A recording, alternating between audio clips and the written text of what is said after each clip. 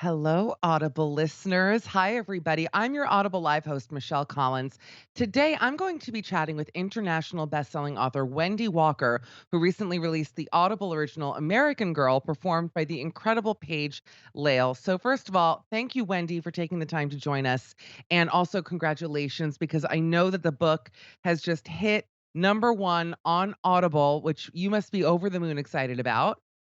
It's incredibly exciting, and I just found out moments before we started, and thank you for me on your show. I'm so thrilled to be here, Oh and my God. everyone watching, thank you for joining us. So No, please. I'm so excited. And I love your background. I love it's relaxing me. You're classy. Let's start off this incredible interview by you giving us just a quick synopsis of American Girl for those who haven't had the pleasure of listening yet.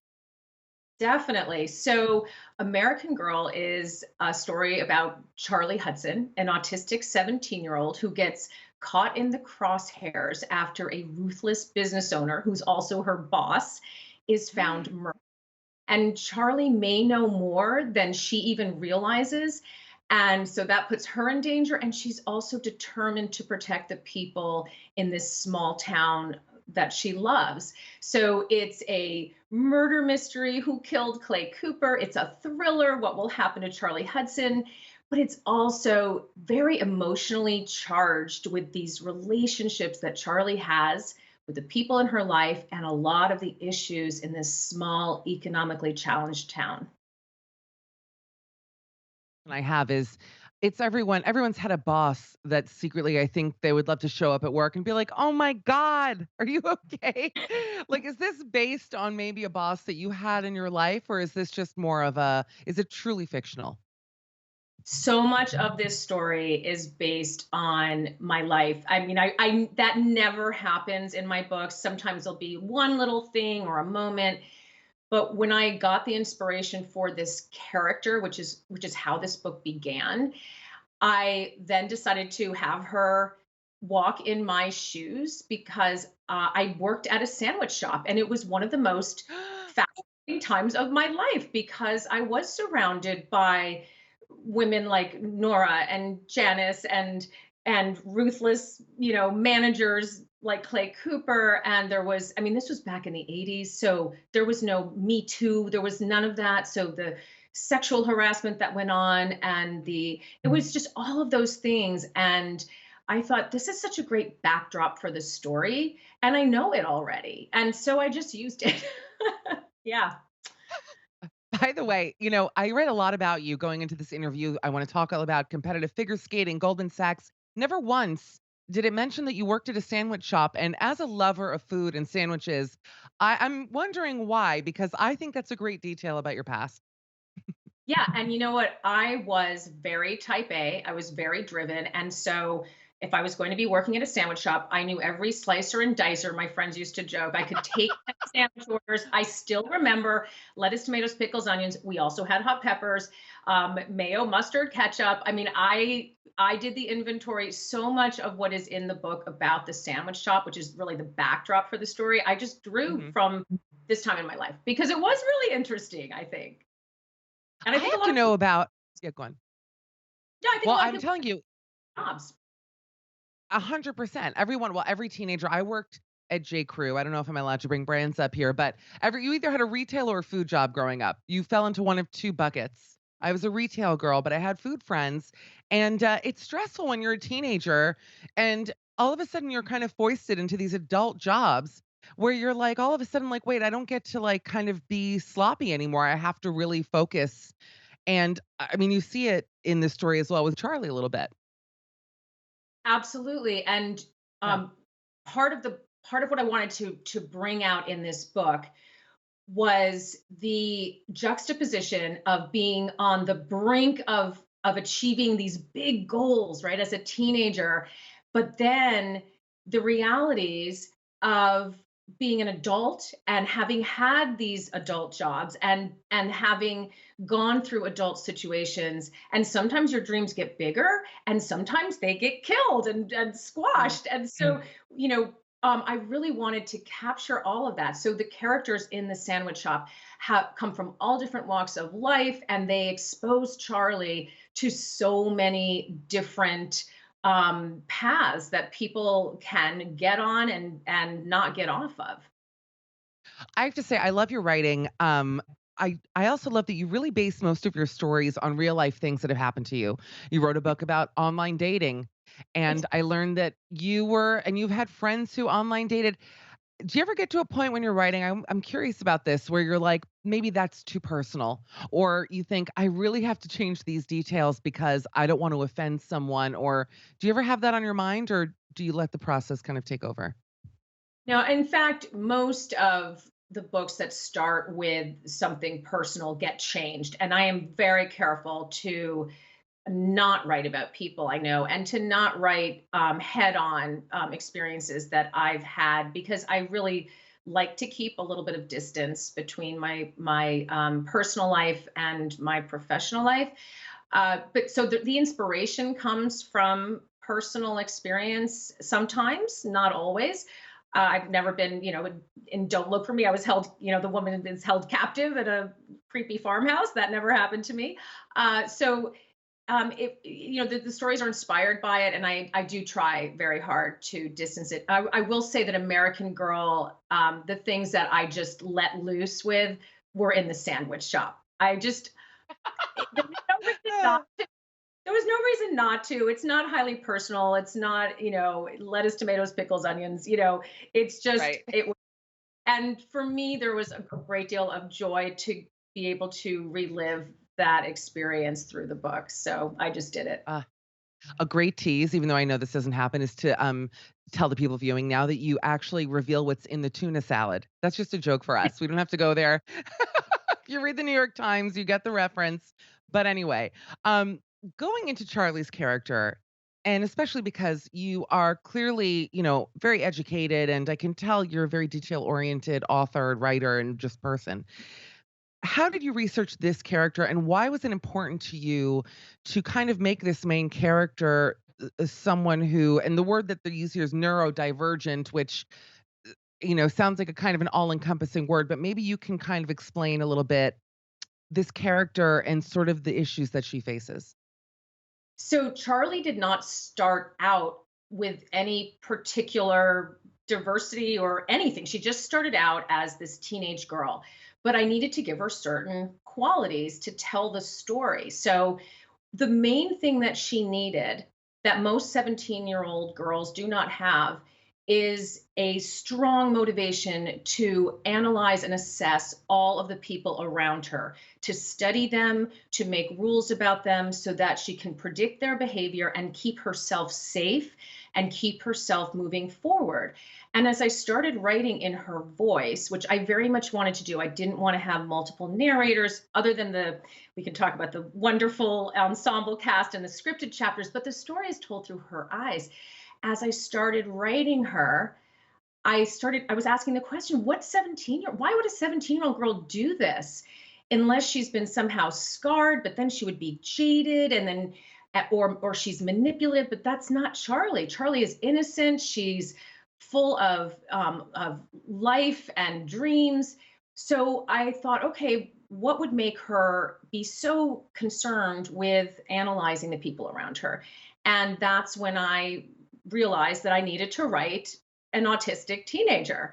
And when I knew enough about it to know that, and so then I did a deep dive into the research, talked to Audible, they were on board, and it just opened up this huge world for Charlie to exist in where the parts of her brain could communicate however they needed to tell this story and to give her these qualities.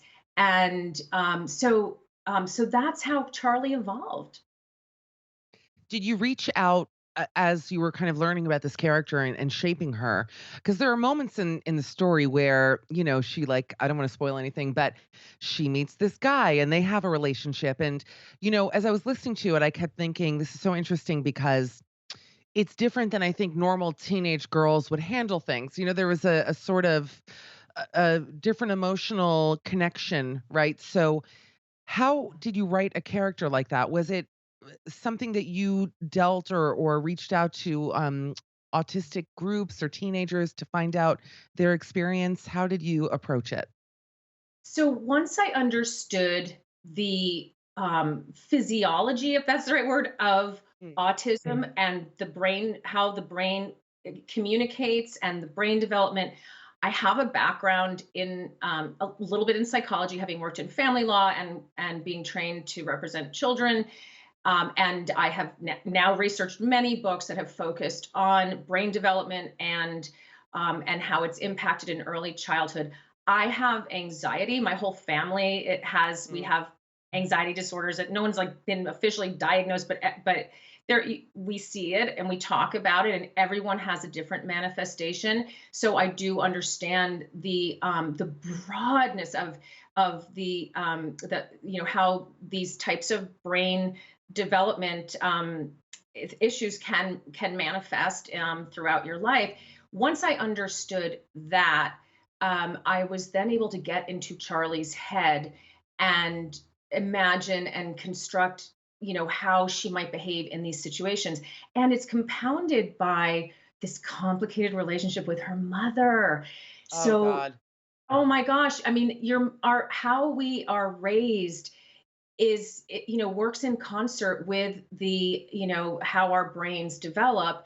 So she had that on top of it, so she's got her mother's words and warnings about love and life in her head, and then add to that the fact that she takes everything at from this analytical standpoint. So if her mother says this, that's the way it is, unless she learns it differently somewhere else. So she's so conflicted about love because what she sees around her with her friend Keller and what she has learned from her mother, that combined with how her brain functions gave me these amazing scenes to write. And of course I had them vetted and Yeah. combed over by experts. Absolutely. I mean, I did not assume that I could just jump into this character. I took a run at it and then I made adjustments where they were needed. And by the way, I think anyone watching this and listening to it has mom issues. Am I wrong to say that? I don't know. Maybe maybe it's just us, Wendy, but totally just that sort of motherly voice that everyone kind of has. Not everybody, but many people in their heads have running. So it was, you know, we could all relate to that. I'll leave it at that. Are you close with your mom? Did you grow up in that kind of I childhood with a mom who wanted you to do a lot? Yeah, I mean, I have there are 5 siblings in the family, Wow. and I find myself, even though I swore I never would, I find myself saying things my mother said to me to my children, which is, your worst nightmare. I'll never say that to my kids, and there I am saying it to Right. and, no, and every so many of my books have mother-daughter relationships, either as a backstory or full on, the plot of like Emma in the Night is a narcissistic mother who's like totally damaged her children. I have to always write in the acknowledgments or that this is not my mother, I promise, because she reads all my books, she recommends them to all of her friends. So I have to always have something in the acknowledgments like, by the way, my mother's awesome. I promise this isn't about her. You have to budget for the edible arrangements you send her afterwards. You're like, "Here are some strawberries. I love you. None about you, mom." Well, while we're talking about your mom and your family, I guess, I wanna ask about your background and I guess how it has not only inspired all of your writing, but particularly this story, mainly the figure skating, Wendy. When I heard that you were a competitive figure skater, which it's every girl's dream, I was too tall to do it. Like my center of gravity is like 5'10". So it doesn't make sense for me. But tell me about that part of your life. And I'm sure how it affects everything onwards, right? It must. It affects everything, and for many reasons. One is when you have that kind of childhood dream and it doesn't come true, and it doesn't come true like when you're still learning about life and your brain is still developing, you just your whole perspective shifts. I trained at I don't need 6 to 8 hours a day. I lived in Colorado Springs. I lived on my own in a dormitory from when I was 13 until Wow. I when I was 16 with, kids from all over the world. I was the youngest person there. Some were adults. And the boys and girls were separated by like a hallway. That was it, the dorms where we lived. So there were 22-year-old, My goodness. French champions and German champions living down the hall, and then my roommates were 16. So not only just having had that kind of ambition and pursuit of a dream, and then have it not come true and have to readjust and accept disappointment and reinvent myself, but in addition to that, what that experience of being in a highly competitive environment without my parents or Mm, siblings and having to navigate it, um, has affected in good, bad, however. But I think it's why I'm a storyteller. I'm fascinated by people. I am in some ways a little bit like Charlie, who I evaluate everyone around me. I have to mm. know the land because during those years, there were some harsh realities about grown-ups that I would not have learned until I was more age appropriate if I hadn't been training for skating. Wow. You need to write an ice skating murder mystery, if you haven't already. I mean, the It world has needs crossed that. my mind. Yeah. I'm saying, and I would like to be thanked after your mom. Just saying, Wendy, if you haven't written it yet, think about it. Wait, can I ask a question before we welcome? Because we have a very special guest. What sign are you astrologically? I ask everyone. I'm just curious. Do you want to guess first if you know signs that I'm well? gonna say Virgo or Capricorn. Am I close? Taurus. Leo, Air, Taurus. Fabulous, my favorite. People at Audible are like, "What is she talking about? Move along." So I'm going to. Taurus is a great sign. I'm a Cancer. We'll be friends for life. Now, we have a Love very it. special guest because not only do we have fabulous author Wendy Walker, we are also here with the narrator of American Girl, who is just so mind-blowingly incredible. She's an activist and a social media star. Her name is Paige Layle, and we would just love to bring her on the live now, hear about her experience working on this Audible original. Paige Layle, thank you so much for joining. First and foremost, tell everybody watching right now how you got involved working on this project. Yeah. Well, first of all, I wanted to say a Taurus and a Cancer. Interesting. I'm a Leo. I just had to get that out Oh there. my God. Thank you for saving me the trouble of asking you. No, I, Go on. but actually, Chelsea, who was the director, she reached out to me, sorry, and asked if I wanted to audition. She gave me, this is what we're doing, and we're looking for autistic people specifically to narrate from the perspective of an autistic person. And I thought that that was already off to a great start, especially considering how many autistic characters are out in the media not being portrayed by autistic people.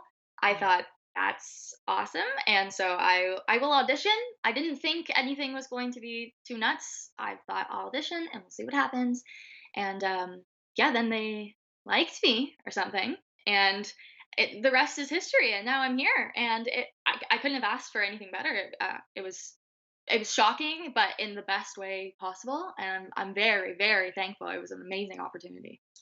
I'm really glad you brought that up, by the way, about how many projects do have characters with autism who are then portrayed by, non autistic actors or whoever, and the criticism that that gets. So I think it's so not only commendable, I think you're such a wonderful example of why people within the community fight for those jobs because you are a phenomenal actress. Like listening to you, you are born for this part. And I want to ask Wendy when you first heard Paige, reading this, how excited were you? And she's gorgeous. I mean, this is you hit the ball out of the park, basically.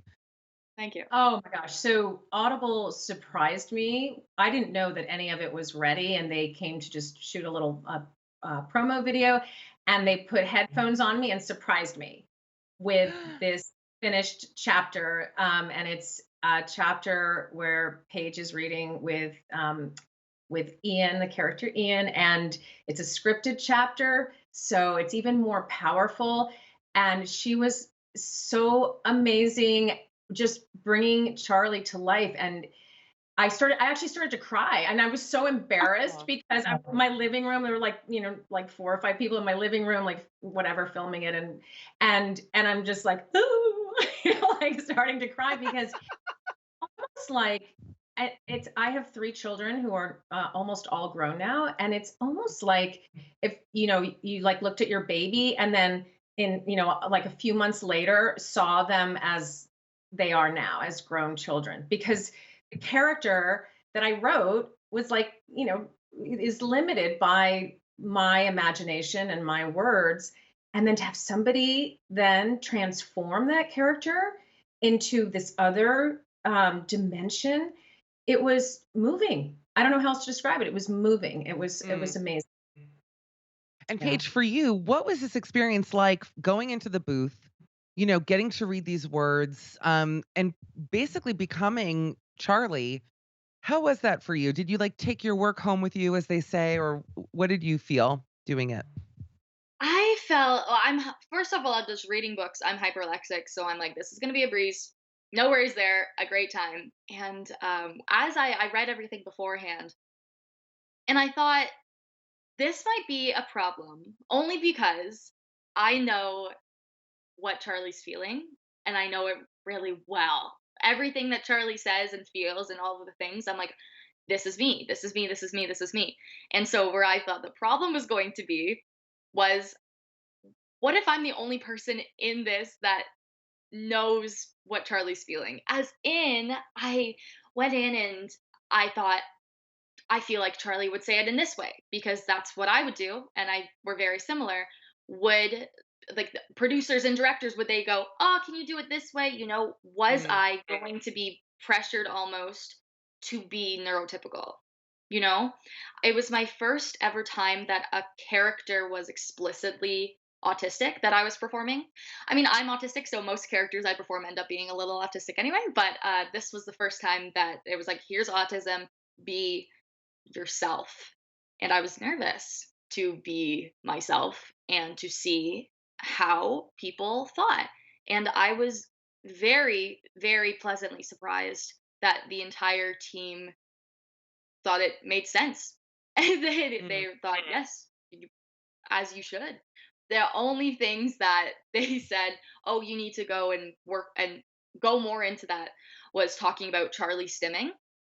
I was thinking it was so mundane and typical and whatever. I'm like, oh, and then this happened and I moved my hands this way. And they were like, oh, that's a pretty intense, good part. Like, go into that. I'm like, mm. oh, right. Most of y'all don't stim. Like, this isn't a daily occurrence for you. This isn't an hourly thing for me. So, Will but you that, tell people what that means for those who don't know what stemming means? stimming is a self-simulatory behavior, so it's often used Mm, to regulate ourselves, and so that can look like repetitive movements. Often you can stim with your voice, stim with your hands, your movements rocking back and forth. In a way, everybody stims, so but it's not, it's very, very common and specific and more noticeable to autistic people. So in things about Charlie stimming and tapping her fingers and tapping her shoulders, that was something that was very common for me. Like, I when I'm stressed in public, I start doing this, and so I thought that I am Charlie, this makes sense. But a lot of people don't do that, apparently, so right. yeah. Uh, Wendy, first of all, this is so fascinating. I think we haven't even covered the fact there's so much to get to with this incredible book and story, American Girl. For those who haven't already downloaded, #1 on Audible. Just want to keep repeating that. We haven't even gotten to the murder, y'all. We have talked about everything but a murder in this small Pennsylvanian town. Uh, why are people so obsessed with murder stories? Like, for all of mankind, it does feel like murder is really having a moment. I don't know, in the past few years, like these murder mystery stories. So, Wendy, when you're writing something like this, how do you consistently keep it fresh, keep it exciting, and add these new twists that the listeners are not expecting? So I actually don't usually write about murder because Mm, my books are usually psychological thrillers and not murder mysteries or whodunit. So if somebody is dead, then you're solving the crime, and that makes it a murder mystery. And people do love them. I think. Well, first of all, it's one of the most like awful things that can happen to you. To yes. be murdered and or to someone you love. So I think there is a fascination with that. And also, there's a fascination with the darkness of the human mind, what people are capable of doing to one another and killing another person, especially if there's plotting and, cover-ups and all that kind of stuff, I think is deeply intriguing because we are, I think, all very almost afraid of what lurks inside the human mind, and not just serial killers, but every human mind. So Yep. I think that's where fascination comes from. But this is, I think it's the first book that's really focused on a murder mystery, and I just, what I wanted to explore in this book was how complex all of the relationships with this man could be, and then to have Charlie be at the center of the story. And if he Mm. wasn't, then then she wouldn't have been at the center of the story. So, and it's not, I mean, the book really, what I love about how it turned out and with Paige's performance is that it is a thriller and a murder mystery and all of those things with an autistic girl. It's not, and Mm. she just happens to be autistic, but the story, it's a mainstream murder mystery thriller with this, with this character. And so she gets to be in that situation and in that kind of story, being herself. Paige, were you so excited to be in a murder mystery book? Because truly, like to me, that's the dream. And I don't even act. But if someone asked me to do it, I would be like, absolutely. Name a place. I mean, just were you excited to find out who the killer was without obviously without spoiling anything? Were you shocked? I was not shocked, but Ooh. but I thought, I don't want to say anything too much. I was so excited. That's one of the things that I also love about this is the I mean, you guys know me. I'm a big autism person out there. I love how the story wasn't about I have autism and this is all about autism. It was a murder mystery. And then the main character is autistic. And so that presents its own things, but there's still, it shows there's things that happen. Autistic people live in this world and things happen and they're nuts. People get murdered. And then there's autistic people that have to figure it out or figure out how they're going to move on with their lives. And that was so nice to be actually in, almost, I want to say, a real life scenario, but I know that people don't, Mm. like, my boss has never been murdered, so God some people have forbid. experience, God forbid. right? Yeah. I am my own boss, so I really hope not. But it was it was That's a so great mystery, by the way, solving your own like from solving the your own beyond. Yeah. coming back from Mm. the dead. It was God forbid. wonderful. I was Mm. excited, and every move. I don't understand people either, so every move, every person, I was there like who's who analyzing people, what's going on, what's going to happen. By the end, it was. I'm very excited about it. I Don't she's loved it, so Alex. good. You're Oh, very good. May I just say, right, Wendy? I Yeah. know what happens and I'm like, what happens? Just listening to you and I know how it ends. That's it's incredible. You're very good. thank Can I you. Well, ask a that's question? Listening to you talk about it, because you're so right. Like everything that involves, you know, neurodivergent people, let's say media, that's always the headline. It's always what the story is kind of about. Um, are there any myths that you see in the media and in scripted movies and other books? Not this one, obviously, that you want to maybe dispel? Because I bet you must see these things, and it must be very frustrating for you. I could imagine some of the yeah. stereotypes. You know. Absolutely. I think that there's a lot of stereotypes, and I think that that was fine in like the 70s and 80s, to kind of touch on things. But we have evolved so much more, and people deserve to know more things about each other and about other types of Yep. people that are around. I think that we've seen so many the same autistic character everywhere. Anytime I see autism, it's the same. It's either it's Mm. like a Sheldon Cooper type, right? Which there's like 15 of them every show, or it's like a savant like David Hoffman plays, and it's one or the other. Which I, as an autistic person, especially, I'm bored of that. I don't need that anymore. Sure. And every autistic person is so different. We don't need the same two types of people everywhere and have that be it. I think then people always they see me and they think that, well, you're either this way or you're this way and that's it and there's no in between. That's all they've been Mm. taught, that's all they've seen. But there's so much more to people in general, but to autistic people. I think that that's a huge thing to show. Every autistic person's different. We're all so cool. Our brains work in such neat ways, so differently from each other too. It's so interesting to be able to Mm. zoom in on one autistic person's perspective and have it it'll be completely different from the next. I think that's It's very inspiring. Seriously, talking to both of you and hearing about what made you want to write this and the fact that it got made. And one day I want to ask you because obviously you're a known author. Writing for Audible originals is a bit different than like your typical novel, right? So, did you have to kind of shift your mind a little bit into more teleplay mode versus novel, or did you find it was like pretty much the same process to write this story, American Girl? It was different in a lot of ways and the same in other ways. It's still a story.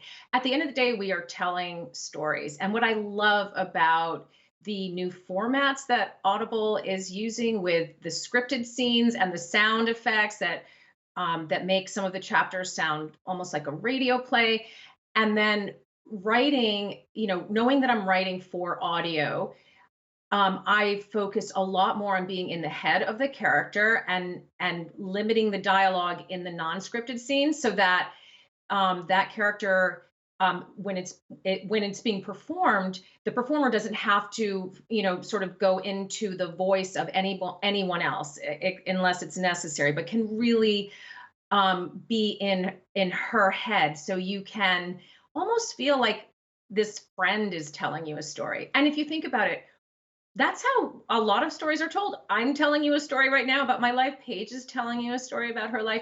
We are very used to hearing stories told in this way through audio. So, as a writer, I find it really amazing to have these new tools and to be able to tell a story in a different way. It's amazing. I have to ask, you've done online dating stories. Now we've had a sandwich murder mystery, which I'm still excited about. What is the next Wendy Walker story going to be about? I know that it's going to be good and intriguing. Can you share, do you have an idea in mind, or are you still like letting this, kind of going through the motions of this and then you move to the next story? So I just finished a draft of a new novel, a traditional print thriller. And I can say a little bit about it because I think the plot's going to stick. I'm waiting for my comments back from my editor. It is about a cold case cop who's sort of I guess works mostly at her desk with her partner, and she is forced into a situation where she has to use her gun and take life. And the person whose life she saves ends up causing some trouble in her life. So yeah, and so it's very suspenseful in that there's a lot at stake. Yeah, it's so. But I love the character. She's kind of badass, but she's also trying very hard to keep her life for her family and her children, calm and steady. And she's very dedicated to solving these cold cases. And now she's in an active police situation that she never wanted to be in. And the repercussions, just steamroll after that. And I love working with Audible. So I always have in my mind using these new tools with the scripted chapters. It's so exciting. So I'm always plotting Oh something. my Yeah. God. I mean, I think Paige and I are both available to play parts, right, Paige? We're not we're Please. free. Why not? Listen, we're two strong women speaking to another strong woman. Is it important? It must be so important for you because I feel like every book or story you put out to write very strong, powerful, driven women. Do you make a point of doing that in your stories, or are you just writing about what you know, basically? It's so interesting because I've been speaking with people in the industry about this, other writers, and I yes, they there are some strong women, but I like to think of them as real. So they're strong, but they're not super women. They are sometimes damaged. They are, survivors of trauma, and so they are struggling with their the emotional aftermath. They have issues. They make mistakes. They get knocked down. They get back up. They're not perfect. They are not, they're not superheroes. So I feel like the trope of the strong, female lead is not where I like to go. I like to write women who are real and and human, deeply human. And so, but yes, I do. Those are the women that I like to write because, and like, Charlie's mother was my favorite character to write, and I loved writing Charlie. But writing her mother, who's so flawed and human and impacted by her past, I really think it's important to portray women in all of these dimensions. And we had the victims, and then we had the superheroes, and I feel like let's go to real. Paige, I turn to you, girl. What is next for Paige Layle? What are you working on? What You're very young. I mean, I feel like I'm talking to my niece. Like you have so much life ahead of you. It sounds like I'm 150 years old when I say that, but anyway, what is next? What are you working on? Promote your stuff, get the word out. That is a very interesting question because I think that I'm at the part of my life where I'm also not sure. We So much has love that happened. though. It's Yes. very fun. I am 21, so there's tons of things. Some things in my life have just happened so fast, and Mm. I'm excited and I'm riding the wave and I'm taking life for the first time ever in my life. I'm being a little spontaneous and doing things that I haven't planned, and I think I'm kind of enjoying it. But I think that as I continue, I'm going to be, I do have a YouTube channel that I work at very hard. I think I am around 120,000 subscribers. So the silver play button is in the mail. It's coming over, which is awesome. Very exciting. Congrats. One thing I totally forgot about, I am writing a book. I Hello. don't mean to steal your thunder, Wendy. It's completely different. You're like, it's a cop murder story. A gun goes off. Like, wait a Yeah, minute. and it's at a No, go on. deli, but not a sandwich, a completely hot dog stand. No, yeah. But I am writing. It's a nonfiction, and it's kind of an autobiography ish. So it's about my life and Wonderful. autism, and I have a lot of chapters. I love telling stories too, so the chapters get very in depth about different events that happened in my life and my perspective on things, which I think is, I hope, helpful to some. And it's really nice for me to be able to, yeah. So that is the first round going to publishers is going right after the holidays, and we Oh will my know God. more. Yeah. Congratulations. Well, we'll know who's gonna narrate it. I mean, you got the job, kid. It's yours. Oh, So there you go. I hope so. Well, I want to end with this. First of all, I want to say that I know that it's right before the holidays, so I feel very lucky to have gotten the two of you here for this interview because it's the kind of time where people usually don't have free time. But it was really just exciting to get to know both of you. And Wendy, I just want to say, working with Audible and Audible Originals, I can say I love working with them, but you know, are you excited for this medium to continue to take off? Because it really does feel like it is kind of the next step in publishing, and that so many authors are moving to this sort of a medium. So, what are your feelings on it, and how do you think it's going to change? I guess the industry is my It's question. just amazing. I think they are just, it's endless, the possibilities, and they are so innovative and creative, and also they just honor the creators that they employ, the performers, as Paige was saying, which was just so wonderful to hear, and then the writers. They honor our stories and just suggest new ways of telling them. I think they're innovative, they are cutting edge, and people love listening to their content. So I am thrilled to be part of the Audible original family, and I hope to stay here. So that, and also just writing my novels as well. Having both is a dream for an author. Just different ways to tell stories and endless Mm. possibilities. I'm just happy books are back. You know, there was a time when everyone was saying the books are back, baby. Like everyone I'm talking to, it's the industry is still powerful and exciting, and I cannot thank both of you enough. Paige Layle, Wendy Walker. If you've not already listened to American Girl on Audible or on Audible, do it now. It is the number one most downloaded, most listened to book at the moment, so you have no excuse. And congratulations to both of you. What a great Christmas surprise to be able to celebrate this amazing achievement. Congratulations. Thank you so much. Thank you so much, Thank Wendy. you. Thanks. Have a Thank you. happy holiday. Happy New Year to everyone watching. Hopefully, we'll see you next year. And I'm Michelle Collins, guys. Bye. Enjoy the weekend. Bye, everybody. Bye.